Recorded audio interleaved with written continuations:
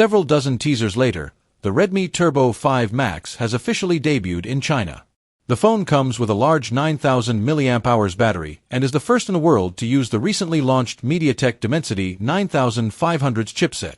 The new Dimensity 9500's SoC is paired with up to 16 GB of LPDDR5X Ultra RAM and 512 GB of UFS 4.1 storage. In order to keep things running cool, the phone features a large surface vapor chamber. One of the standout specs of the Turbo 5 Max is obviously the large 9000 mAh battery, which supports 100W wired charging.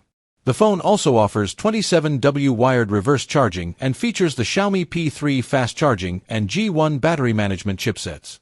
At the front, the phone sports a 6.83-inch AMOLED 12-bit display that uses the M10 luminescent material that delivers up to 3500 nits of peak brightness. The screen also offers a refresh rate of 120Hz, HDR10+, and Dolby Vision support, and a 480Hz touch sampling rate. You'll find a 3D ultrasonic in-display fingerprint scanner up front, along with a 20MP selfie camera.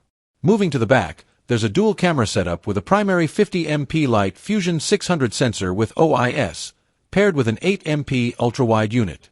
The Redmi Turbo 5 Max runs Android 16-based HyperOS 3 and features stereo speakers.